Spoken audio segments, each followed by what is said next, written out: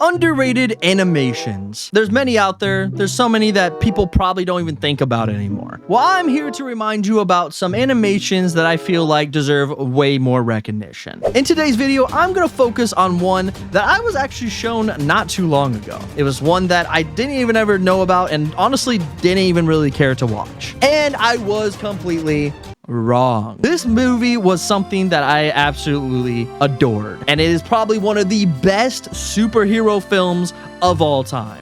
Sir, brace yourself. And that is Megamind. DreamWorks Megamind. Do you have your disguise? What? Oh, you look fantastic.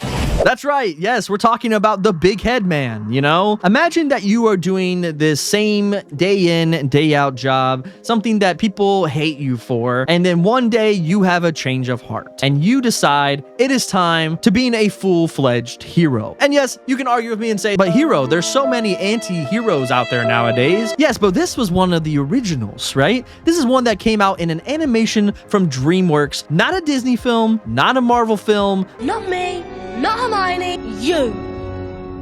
Not this other stuff that we're used to now. No. This was something that completely changed my outlook of what a superhero film could be. We're used to the hero's journey, right? We're all used to this, superhero going through, becoming, discovering their powers. But imagine now you're set into a universe where you're the villain and you're tired of being the villain. So you decide it is time to be the hero. I think it's one of the coolest ideas in animation of all time. Not only is this movie very, very entertaining for kids, it has the craziest and funniest lines. And let's not forget the comedic genius behind Megamind himself, Will Ferrell. I mean, when you watch a Will Ferrell movie, you know you're about to laugh. And let's not even forget about the superhero that's in the film, Metro Man, played by the one and only Brad Pitt. Come on, Will Ferrell, Brad Pitt. All right, now I have to see the movie. But wait, there's more. With a stellar cast like Ben Stiller, Tina Fey, Jonah Hill. Come on, the list goes on and on and on and on. And each character that these people play is not just like this standalone cameo. No, some of these characters have very iconic roles in this movie, and each character has and brings their own type of uniqueness and humor to this movie as well. I mean, it's plain and simple, Megamind was ahead of its time. With modern day pop culture superheroes like Invincible and The Boys, this animated comedy actually dived into aspects of those very popular franchises way before they were even thought of. And what's funny is that DreamWorks' own movie was one of the factors that killed this film. It was literally overlooked and overshadowed by How to Train Your Dragon and Despicable Me at the time. But in my eyes, I mean, Megamind had the best minion. Yeah, you get it? Minion joke? It's almost like this Superman,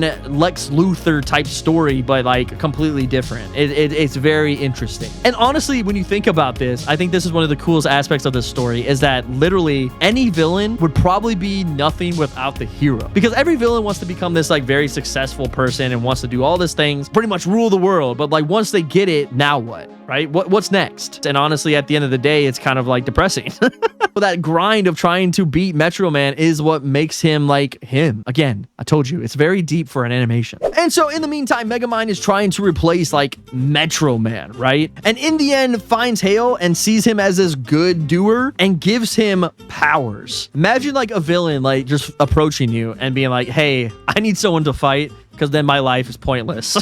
And then there's this side story of Megamind becoming human form and trying to date Roxanne, which I think is completely weird. It's there, it's there for those fan fiction writers, And then over time, pretty much Hale finds out that, he gets turned down by Roxanne and becomes this hero that actually turns into this villain. And pretty much Megamind now has to step up to become the hero of the story. And I absolutely love this. I love this twist. I think it's amazing. It's something that you're not expecting necessarily, and it's just so cool. I love it. Also, can we talk about the animation between Megamind and Roxanne? Why do they both have huge heads while Metro Man has this perfectly perfect head? Can we just talk about that for a second? I think that they were definitely destined to end up together, because who wants those huge heads? Speak for yourself. So anyways, like I was saying, I know I was going on a rant about like what this is about, but I feel like this is one of those movies that I don't ever hear anyone talk about. DreamWorks is like part of like Universal like Studios, the theme park. I don't see any Megamind walking around. I'm like, come on, they got Despicable Me all day, every day.